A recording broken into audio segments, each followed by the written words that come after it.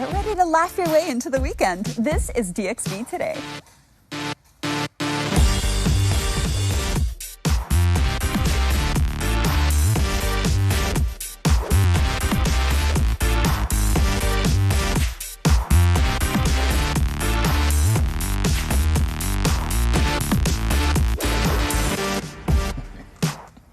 Welcome to DXB Today. Tonight is all about comedy as we celebrate the Dubai Comedy Festival that kicks off today.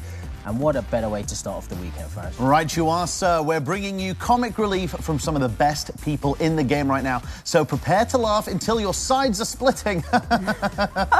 Totally natural. Right, but that's not all. We're also celebrating the International Day of Plant Health. And we have an exclusive interview with the one and only Jay Shetty that you do not want to miss. Now, it's an exciting show today, guys, and I just want to ask you guys something straight off since it's International Plant Health Day, something along those lines.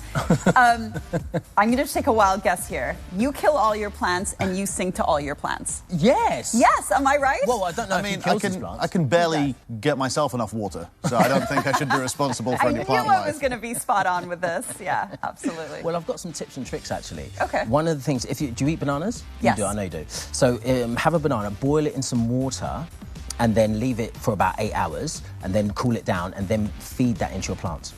See, this is why your plants survive. There's no way I would put that. I don't have do that some for my information. kids. If you get a water bottle, fill it with water, poke a hole in the lid and stick a Q-tip in there, it will drip water your plants, so you don't have to water them every day. That's clever. All right. How about now, Dina? All right, then, let's see if our guest co-host actually knows a thing or two about plants as well, shall we? So our guest co-host today has all of the insights on how to entertain ourselves tonight and pretty much every night and every weekend. So let's find out who it is. Hi, I'm Dane from Discover. I am so excited to be back as a guest co-host today. I will catch you in a few minutes. Nice. Discover gives you access to hidden gems and must-see destinations throughout the whole country. And Dane's going to tell us a little bit more about that shortly. But first, let's bring to your attention, as Dina said, the matter of plants. Today being International Day of Plant Health, we decided to get some more tips and tricks on how you can look after your own plants at home. Take a look. I'm here with Shalini and Arushi, the owners of We Believe and Fiona. Thank you guys so much for having us here. It's such a beautiful landscape and it's like an oasis in the middle of the desert. So tell me, what made you guys open this? The nursery project is basically only to keep ourselves, closer to the nature, do good landscapes. We could provide plants to our own landscapes because sometimes it's a struggle to get good quality plants, to give it to the market, some good quality plants for our own projects. When we think about Dubai, we always think desert. But if you come to Dubai, you see a lot of beautiful landscapes. So how important is it to maintain plant life here in Dubai, especially with the climate being as it is humid and hot most of the year?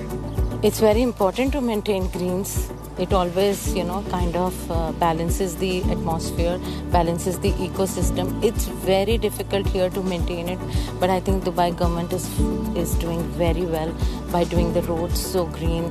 They make a special effort, which also inspires us to make a special effort to do all this greenery. It's tough, but it's not impossible for sure. What type of plants would you recommend for someone like me? So there are many kind of plants we can show you, but basically for indoor, you have your rubber plant, which is so easy to maintain. You have aglaonemas, which are so easy to maintain. I have been challenged myself to grow a pilia at my house, which is called as the Chinese coin plant. And that's been surviving so well in the last, I think it's been 8 months. A lot of people nowadays go for plastic plants or artificial plants because it's easier, because you don't have to think about it, they don't have to forget about it. But actually having live plants in the house benefits you physically, don't they? Yeah. Physically, mentally, everything. So plants bring so much value and benefit to your life that you don't really realize it. Every day that you nurture something and you make it grow, and then one morning you wake up and there's a tiny new leaf coming up on your plant, it changes your day. You wake up with that new leaf that's coming and you're taking care of it, and suddenly a new flower will come, or a fruit, whatever, depends on what you're growing. So I think nothing can replace that. I don't think plastic plants or artificial plants can replace that. So is there any long-term plants that we can keep at home that would never, like even if we left it as is, will just survive? No. Sorry to pop your bubble. No. But I was no. hoping you would say yes. No, every plant requires that much amount of care and love, even if it's minimal. But you can't get something home and expect it to be like, on its hey, own. every morning Hey, I'm here. I'm shining every morning. No, that's not possible. You have to give it that love, care, and basic food and water, right? Just like how you wake up in the morning, you need your morning coffee. Just like that, a plant needs its water, food, soil, sun, shade, everything. Well, that's amazing, and I wish you the best of luck on it. And right now, I'm gonna go and explore this beautiful oasis that you created for us right here in Dubai. Thank you so much. Thank you.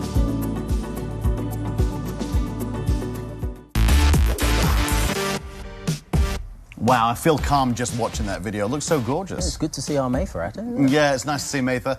So, we are here with the man himself, our guest co-host, Dane Swindles from Discover. How are we doing, Dane? Very good, thank you. Thank you for having me back. So, we're very excited because you have your app out now. Tell us a little bit about what we can use this app for. So Discover is a platform to discover the best things that are happening across the UAE and beyond. You know, lots of Dubai content, Abu Dhabi especially, and anything that you're looking to do on the weekend or in your spare time, Discover's the platform to go to for that. Now, I'm always looking for a good deal. I love bargains. So do you guys discuss that, or do you ever provide like special offers, or how's that work? So with Discover, we're positioning ourselves more to like a mid to high end sort of luxury or go-to place for the best brunches, the best ladies' nights and things like that. So rather than discount apps, which there's already plenty out there, we are focusing on being that kind of pocket guide to, okay, I want to go out for a nice meal, I want to go out for a nice activity at the weekend with friends and family and stuff like that. So, yeah.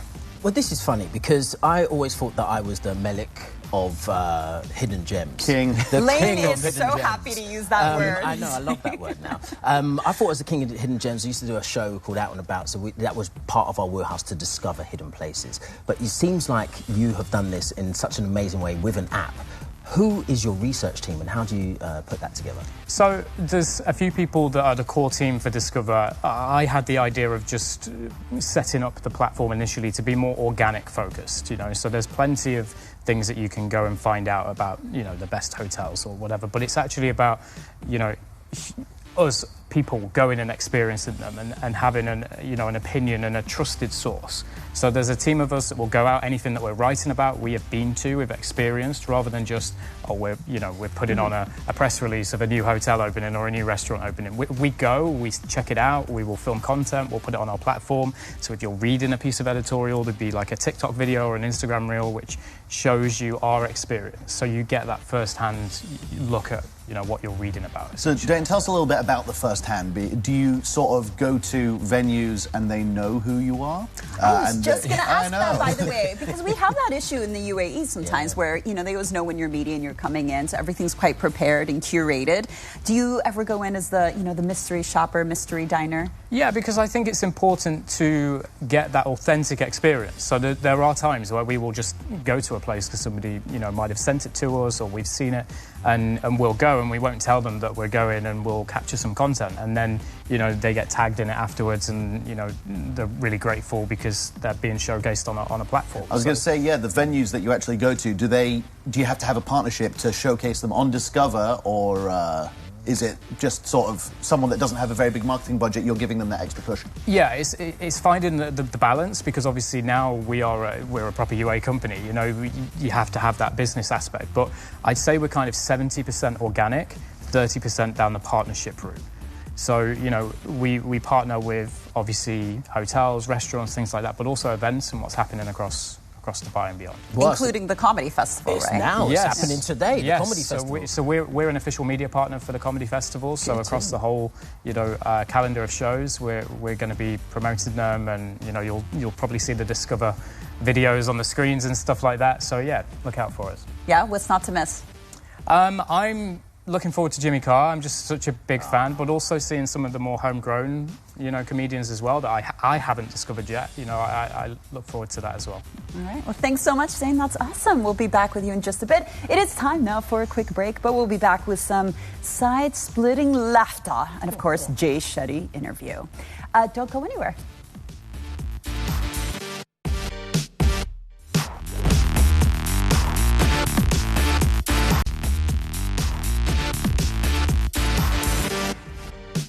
Welcome back. We are joined by our next guest, who is sure to keep you entertained with his relatable observations and unique sense of humour. Please welcome to the show the man himself, comedian John Achkar. Thank you so much for joining us. Thank you.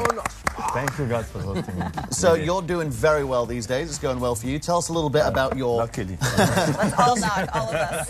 Tell us a little bit about your concert, which everyone's talking about these days.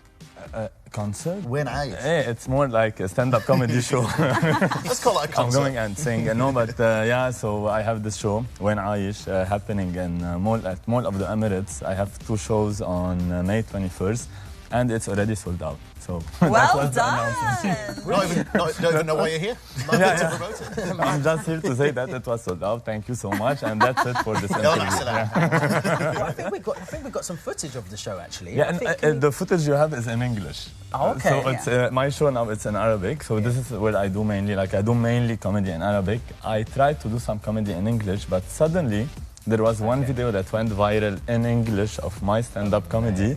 It was only a 10-second video. Let's take a look at it. Let's take a look at the video.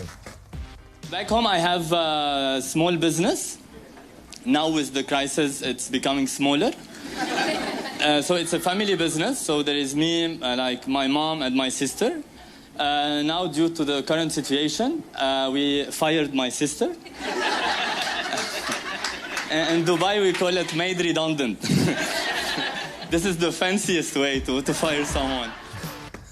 Well done. Now, I want to ask you something, because you mentioned this right before we saw the clip, which is you usually do your stand-up in Arabic. Now, how difficult is it to switch between the 2 languages? And obviously, I will say there must be something about spreading the kind of humor and sharing our culture through your comedy and your act. Do you find that it's more effective, obviously, when you're doing that in English? And it's super difficult because my stand-up in Arabic is very cultural. It talks about mainly Lebanon, because this is where I was doing stand-up for the last 7 years. And then I got to Dubai, and then with the support of local comics, they told me, John, you have to try something in English. And I went there on stage, and I saw these guys are not only Lebanese, so I have to cater. I have to cater to an audience that is multicultural. Luckily we live here that it's cosmopolitan. Like there are everyone, and then you need to find something in common that all of us we can laugh about it. So this is where like all my content is about how I moved to Dubai, what changed in my life from Beirut to here, and this is the type of content I'm talking about right now in English. So you mentioned about when you moved to Dubai. How have you seen the progression of like the comedy scene especially grow in the last couple of years, and with events like Dubai Comedy Festival? Did they help? Yes, definitely. Dubai Comedy Festival helped a lot. The local producers are also helping a lot in order to make sure that everyone has an opportunity to showcase something. Because the trick about stand-up comedy is actually to find stage time. So where people can actually try their act, fail. This is a big thing. We have to fail to try to build something better for the future. And luckily we have enough time. There are so many venues now where we can test our stand-up, we can test our content. So it's constant practicing, constant testing content, isn't it? Yeah, and to put yourself in some situations as well, to make sure that you have content. Like Speaking of some of those situations, because you do a lot of your stand-up in Arabic, right? But not everyone that you're doing your stand-up to is Lebanese. Exactly. And, some people might not know this, but a Lebanese person is very different to an Iraqi person, for example. Yeah, exactly. Are you noticing that some jokes aren't landing with some of your Arab audiences as they would in Lebanon? This is super interesting. Like, especially my jokes about my divorce, they land everywhere. So this is the kind of situation where you put yourself in, let's get divorced and see how we can make a 1 hour special about it. Especially in the region, we feel like talking about how our parents treat us, like how they talk to us, how still like how if they believe in you, like now with my special and everything, like I have 2 sold out shows. Even my parents are coming to Dubai. Like if you ask my parents what your son does for a living, not sure. He's still discovering. My dad wants to know when I'm getting a real job. So. Yeah, exactly. Exactly. What happens, as a comedian, obviously you're saying you gotta trial all your jokes. What happens when no one laughs? How do you deal in those situations? Wow, this is like... How do you recover? We recover because like I go and check this video online and say, yeah, one day someone was laughing on my joke. Yeah. No, but really, but this is the process. I think this is the most difficult part because we go out there, because we have to learn to stop this joke. If the joke is not landing, it's not because of the crowd, not because of the space, it's because of us. Okay, we did something wrong about the joke. We didn't know how to deliver it well. You don't think that sometimes it's the audience? No, I think there is a school in stand-up comedy that says it's always about us. Even if the audience is not there at all, we have to bring the audience. It's our role as well as comedians. I would love for you to teach me some of your comedy tricks. Wow, yalla, join us in one of our opening, like we do this open mic events. Yeah. You have to come to try a few bits. I'm sure you have so many. I've got like what happens with guests in the studio. But you know what? I really vibe with Lebanese people. They're funny people, man. Yeah. I really think they're just funny people. Obviously, just like, I work with so many people and Yeah, maybe I think also part, like this is, you were talking before about the Arabic scene and the Arabic culture. I think we went through so many things,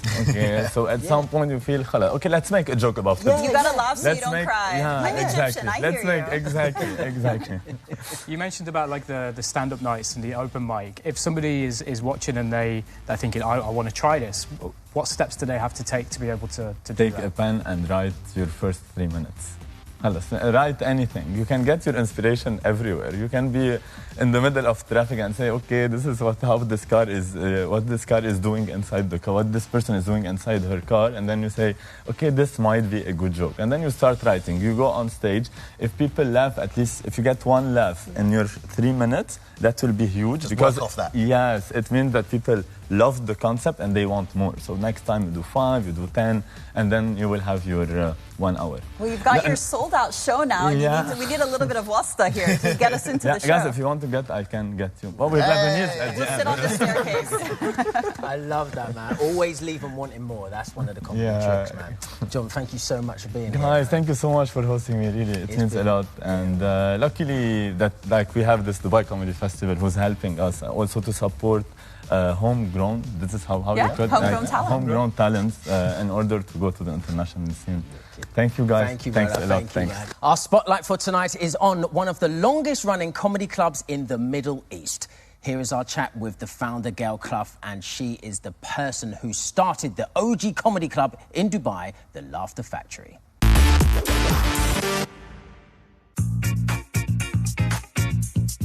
My name's Gail Clough, and I started the Self-Drive Laughter Factory 25 years ago. I came to Dubai as a DJ. I'd been traveling all over the world, 11 countries in 7 years before I came here. I was the first DJ over the Berlin Wall, into communist China, and I drove from my mother's house to the Arctic Circle. Yes, it was very different in the early days. The people were used to very old-fashioned joke-telling comics. And we were the first people to bring what they called alternative comedy. And a lot of people don't know what the definition of that is.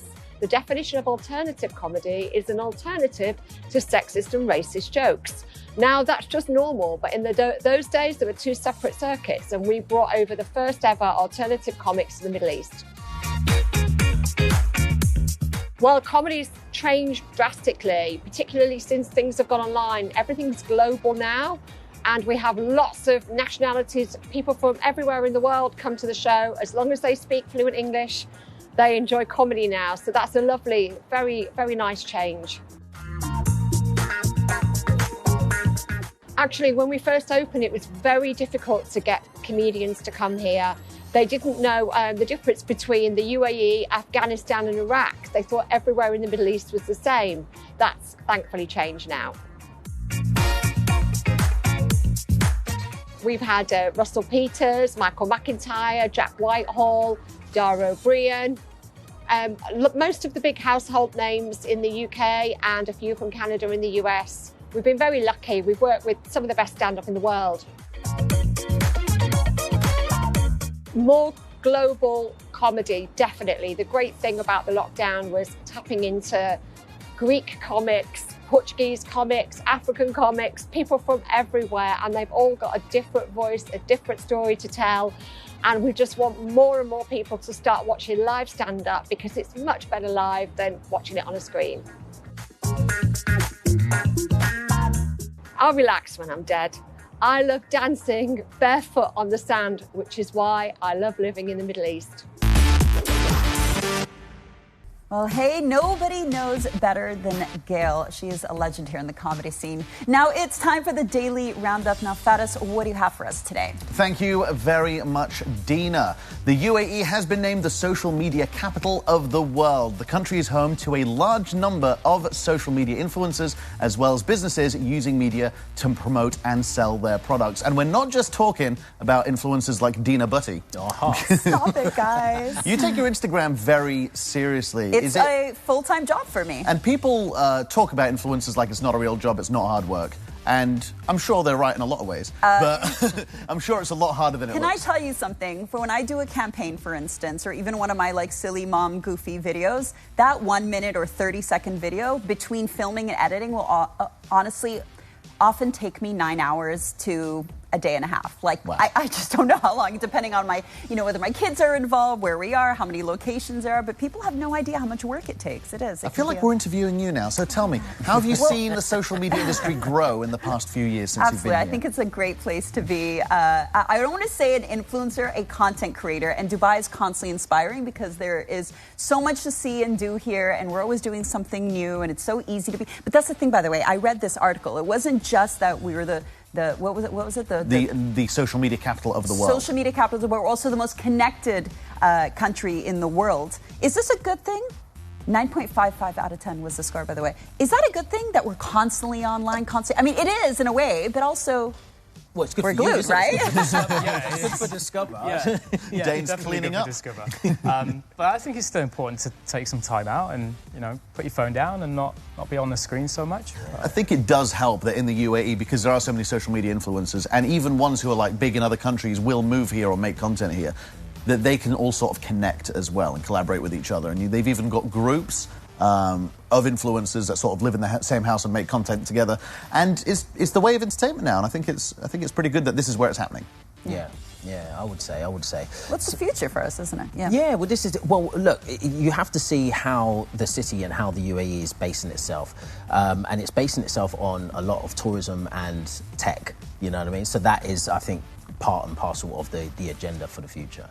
And what's great about entertainment when it comes to social media is it's individuals taking back media from sort of big corporations and companies, so you can actually find what people like in a much lower cost way. So I think it's definitely beneficial. Lane, when are you going to get on TikTok? I know. Do you know what? It's so funny. I was talking about it last night. I was talking about it last night. In the next 24 hours, I will have a TikTok account. Log in, everyone. Right, we'll be back after the break with more Friday funny entertainment. Stay tuned.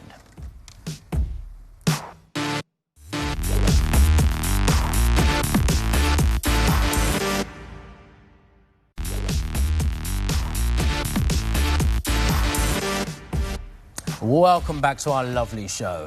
Our next guest is known for her razor-sharp wit and hilarious observations that will make you LOL until your sides hurt. Please welcome to the show, Imah Dumagay. Hey, hi. Thank you for having me, but it's Dumagay. Dumagay. Yeah, I knew we were going to butcher that. I'm glad Lane messed it up first so I don't mess it up later. I know, so it's like Dumagay. So, like, razor-sharp wit. How did you come up with this, like, comedy style? I actually believe that my comedy is lighthearted, but I didn't realize that on the process, people realize that, hey, she's really sharp. Because sometimes you're just, like, fed up, especially when people are talking during the show, and you don't want to fight with them, so you want to have to make things funny in a way, so you have to just kind of very quick and edgy somehow, like that. Yeah. I know I've seen so many clips of your shows, and I was so excited when I found out you were going to be here today because you get me and you, we're connected now. I actually, if we could just take a second to look at a clip of your show, a quick one right here. I hate talking to strangers, madam, with bad breath. I mean, I'm fine with breath problems, but this guy's breath, like, oh my God, sir, it's a new day, but your breath still smells like yesterday. Oh, you are awesome. Yes. Now, where do you get your inspiration for your humor, your content? Is it all based on your life? Because obviously I've seen you joking about your marriage and your ex and your... Definitely, most comedians just get their material from the day-to-day, you know, like not in the store, but every day. I actually want to ask, because I've seen you perform, and I know that your husband's also a comedian. Yes. Do you ever try and out-funny each other? Is there a bit of tension at home? No, we actually collaborate and like kind of work together. Let's say if something happens to him and he didn't realize that it was funny, I would write that for him and he would do the same thing. He'd say, hey, why don't you bring that, what happened yesterday in your material today? So we help each other. But at first I was like, I thought he was just supporting me. He was a very supportive husband. And then suddenly I realized he's very funny. And I'm like, dude, this is a competition now. Divorce, like. So who became like the stand-up comedian first? Me. Okay. And now you have an act together. Like you've like turned this into a family business. Yes. Now we perform together. We co-produce. We have our own small comedy club. Come on, don't small. We know about it. Tell us about your comedy club. No, it's a small comedy club where we run weekly open mics at various venues across Dubai, like regularly. So we started in 2019, and now we are here every week. We have stand-up shows and open mics, quite different. I've been to them. They're actually very entertaining. Comedy kicks. Yes. Correct. Have you seen any talents that just came to do a open mic, and you're thinking, oh, they actually might make it big? Can you name some of them? Yes, many times. They started really shy in the beginning, but then we saw the potential. So every time they come and ask for spots, we prioritize them because they have potential. They know how to write jokes. They have stage presence, and that's really important. And as a producer, we want those acts to be reliable on stage because people come to watch the show and expect something funny, something really entertaining. So from open mic, we judge these people, right? The acts. And if they're good, and then we bring them to the stand-up show, where it's a more tested material you perform with, not the tests night open mic. How did your comedy career actually kick off then? Oh, so one day I just got bored at work. I thought What were you doing? I was an executive assistant to a CFO of one of the developers of Dubai. And then one day I was like, you know what? I want to do something outside my comfort zone, something to do entertainment related. Because my family, my sisters, my siblings, they sing, they dance and everything. And I said, what's my talent apart from annoying my boss? You know, so I said, you know what? Let me try something. So I took 3 classes: stage monologue, film acting, and then stand-up comedy. And among the 3 art forms, I was drawn to stand-up. And people like my humor, and I'm like, okay, let's do this. Like, I started there. You know. And do you think that people that are coming to like your comedy club are inspired by your journey as well? You know, you're performing for Dubai Comedy Festival.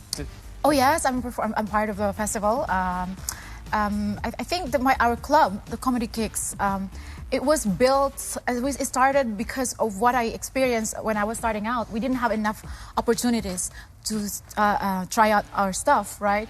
So as a comedian, the only way to get better is stage time. So I had an opportunity to develop a room, a small room from the venue where I used to work. So we made that into what it is now. And as part of the, I would say, part of the most active comics, local comics, I would say, I think that's led me to like being part of the comedy festival now. And so yeah, it's kind of my journey. The club is part of my journey. So tell us more about the comedy festival. Very exciting for you. Congratulations, by the way. This is my 3rd time I'm being part of that. When can we see you? Where can we see you? Yes, this weekend we will be every night at Paramount Hotel, Midtown. Yes. I'm not performing there. You are. Paparazzi. Can I say the place, the venue? Yeah. Paparazzi Tuscan restaurant. So we will be there every night. And on 17th, I will be opening for one of the most talented comedians. I don't know if you've I'm not heard going to be of there. Rafi Bastos, I don't know if you've heard him, but he's one of the biggest internet sensation now, and I'm going to open for him. I'm so excited. We can't wait for it. I know, right? Oh, sounds like a fantastic gig. Thank you so much for joining us. You are amazing. It was so fun. Thank you so much for having me. Okay. Well, now it's time to shift over the spotlight over to you, Dane. No. You know how it goes. We got to quiz you. See if we've been paying attention. So, first thing we're going to do here, you're going to be ready. I'm about to cue the clock, and then you need to try to answer as many questions as possible. Got it? Okay, clock ready? 3, 2, 1, hit it. What is the name of the comedy club featured on the show today? Is it A, The Laughter Factory, or B, The Comedy Factory? The Laughter Factory. Correct. What day did we celebrate on the show today? A, International Day of Animal Wellbeing, B, International Day of Plant Health. Plant Health. Correct. What brand creating beautiful and functional outdoor spaces was featured on the show today? A, We Believe, or B, We Work? The first one. Yes, we believe. 4, what is the process by which plants convert sunlight into energy? Is it A, photosynthesis, or B, respiration? The second one. No, photosynthesis. Incorrect. What festival we highlighted on the show is running till the 21st of May? Is it the Dubai Comedy Festival or Dubai Shopping Festival? The Dubai Comedy Festival. Correct. What is the name of the female comedian on the show today? Is it Ali Wong or B, Imah Dumagay? Did I say that right? I'm just going to stay safe and say the second one. What can we find on the Discover app? Things to do or plans to buy? Definitely Better not plans answer to buy. All right. You got that last one. 6 points. Okay. Well done. 6 points out of what? 6 out of 5. 6? What do you mean how many? How you got one wrong. Yeah. You got okay, one fine. wrong. Yeah. I mean, that's how many. You're doing okay. I mean, by okay, you're second to last. I mean, it could be worse. Yeah. Could be last. No, I think I'm joint last. Look at me. We need to work on it a little bit. That was good, Matt. Thank you so much. Thank you for having me. Dane and Lane. Yes, mate. Good. It's been a good thing. Listen, Imah, amazing. Thank you. Can't wait to see you this weekend. Thank you so much. Thank you for having me. All good. All good. Right, now, time for a quick break, and when we get back, we have an exclusive interview with the one like Jay Shetty and a prize giveaway. Don't go away.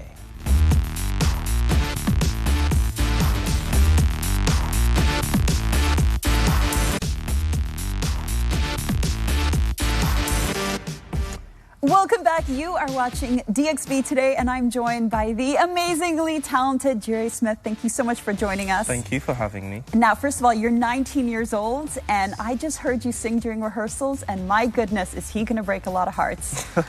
You must be very popular with the ladies. Now, tell me something. How did this all start for you? When did you start performing? I started performing in high school, I would say.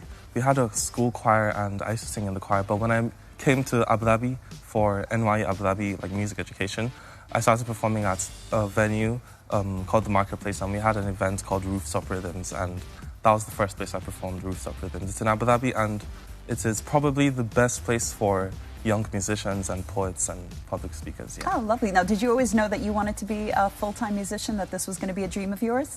I wouldn't say I always knew, but by the time I got here and I sang to an audience and they were moved, I was like, I probably could do this for a long time. Yeah. All right. Well, what are you going to be performing for us today? I'm going to be singing a really special song. It's called Zayed Road. And I wrote this song probably 2 months ago. And this song talks about finding home away from home. And I'm talking about Abu Dhabi because I've come from Nigeria. And in Abu Dhabi, I feel like I found a new home. So I'm navigating the feelings of having those two things happening at the same time. Well, we're very excited to have you here, and welcome to the UAE. Yay. Hope we get to keep you here. Now, for people who want to check you out, check out your music, maybe hopefully see you performing in person, how can they follow you and find out that information? I am on Instagram most popularly as G Ray Smith, Jiire Smith, but also Spotify, Apple Music, YouTube, anywhere you listen to music, my music is there. All right, well, you are amazing, and I can't wait for people to hear you perform because your voice is incredible. Thank you so much. Now, I'm going to leave you to get ready. Meanwhile, it's finally time for our exclusive one-on-one interview with the one and only Jay Shetty. Thanks to our lovely Nimi Mehta, who had us awesome sit down with him. Check it out. Today on DXB Today, I am joined by none other than Jay Shetty at Atlantis The Royal. Jay, how are you? I'm so good, Nimi. Thanks so much for having me. This is really weird for us because we're good friends, but we're going to try and be professional with this. Yes. This is so exciting. Yeah, super professional. This is so exciting. You are in town, and I mean, Dubai loves it every time you come here. There is such an excitement and buzz for you. You're on your world tour at the moment, 8 Rules of Love. Firstly, I want to ask you, why a book about love? Well, I want to say, Nimi, that I love being in Dubai, and Dubai's been so good to me since the beginning. I remember coming out for my first large event was in Dubai. My first time skydiving was in Dubai. My first time ziplining was in Dubai. There's so many great firsts that I have here, and I feel so connected to the community, the culture. And so thank you for having me, and thank you to everyone who's watching. I wrote a book about love because I feel like it's one of the areas in our life where we make such a big decision, and literally, like, such a large percentage of our happiness is defined by the person we choose to spend our lives with. Yet we have no guidebook, we have no thoughts and tips and practical ways of navigating the challenges that come up. And so I saw so many of my friends who were happy in their professional lives, but they felt unfulfilled because they didn't have a partner. Or I found people who had really strong partners, and even when they struggled in their professional lives, they had the resilience and the support to break through it. And so I started to find that all of us, what we're really searching for in our lives is love.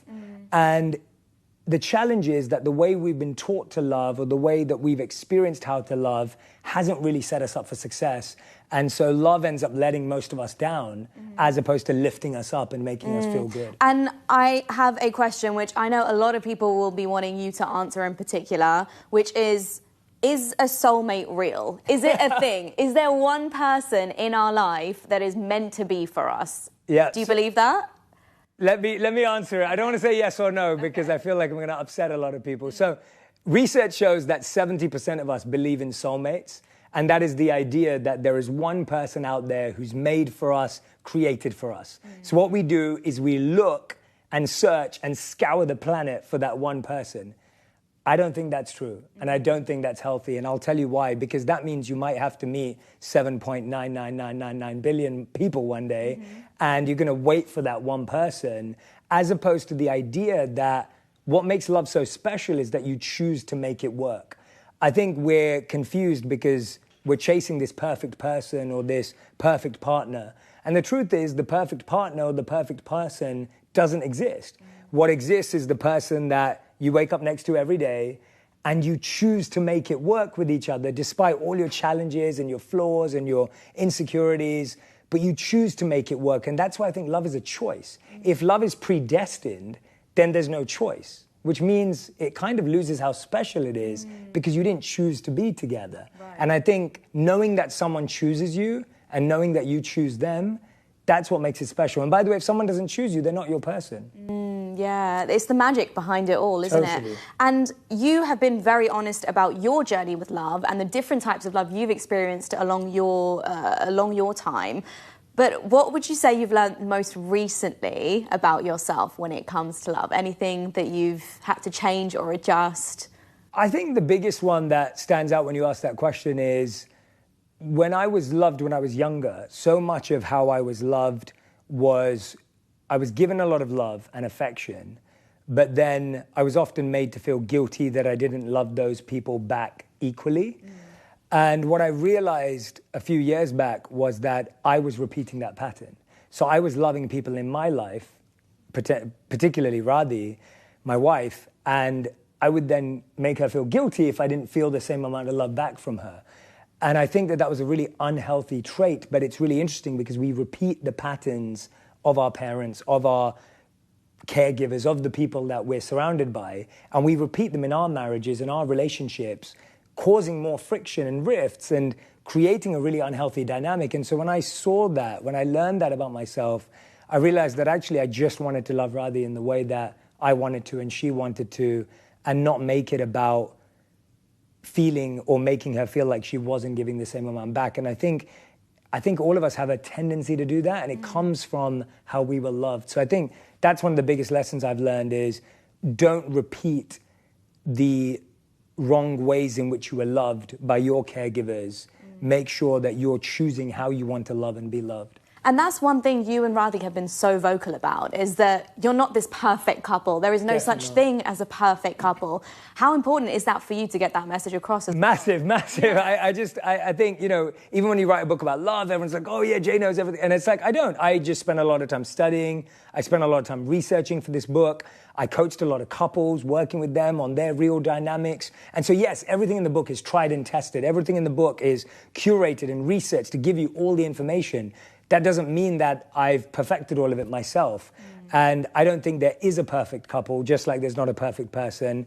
I don't think couple goals is what we think it is. I think couple goals is honest, difficult, uncomfortable conversations. I think couple goals is let's figure out how to deal with conflict. Let's talk about our values. Let's talk about what we both want from life. Like, that's couple goals. It's not an Instagram picture in a beautiful setting. Like, that's not couple goals. And so I think we need to redefine all of these statements, because otherwise we're chasing something that doesn't exist. Absolutely. Well, thank you so much for being with us here today. You've dropped so many gems, and I'm sure so many people at home have benefited. And Dubai is just so happy to have you, so thank you so much. I'm really grateful too. Thank you, Nimi. Thanks so much. And thank you everyone who's been watching and listening. Yes, Nimi. Nimi doing what Nimi does. Oh, that was amazing, right? She was actually with him in India as well. She's doing the world tour. And she's done the world tour. And she's done Dubai Opera. Yeah, last night, right? Incredible. It was a sold-out show, 2,000 people, and there was Nimi on stage with the one and only Jay Shetty. So way to go, Nimi. And of course, Jay Shetty, you're awesome.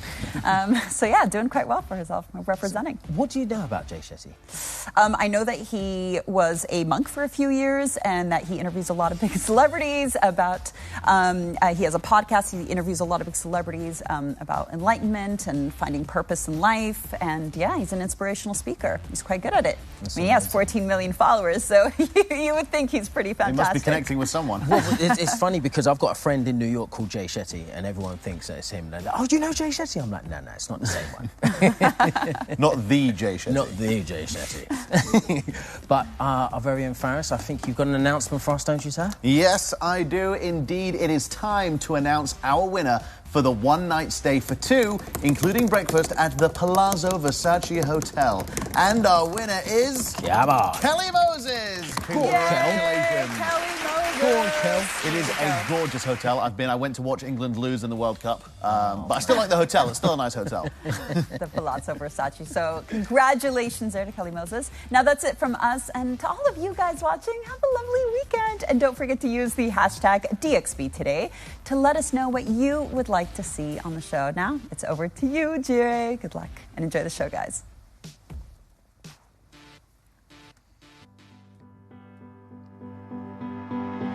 Humid air, heated breeze, sandy roads and grey taxis. Sometimes I see gazelles. When it sunsets, the sky turns orange, one time purple too. Before July, I'll pack and fly, but I'm falling in love with everything you are. Could you take me down Zion Road? I'm only 2 flights from home.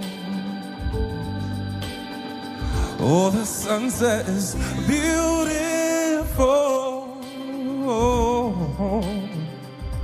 Will this city be my home? I've come from far to chase my art. Do you love my features? Will I be equal to? God, the road is rough. Where are my days off? I'm working to set me free. Some are passing by, some stay a while, 'cause they falling in love with everything you are. Could you take me down Zion Road? I'm only 2 flights from home. Oh, the sunset is beautiful. Will this city be my home? Oh,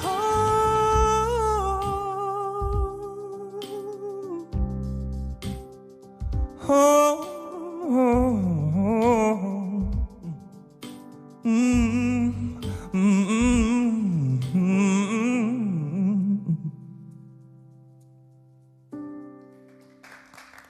I'm only 2 flights from home.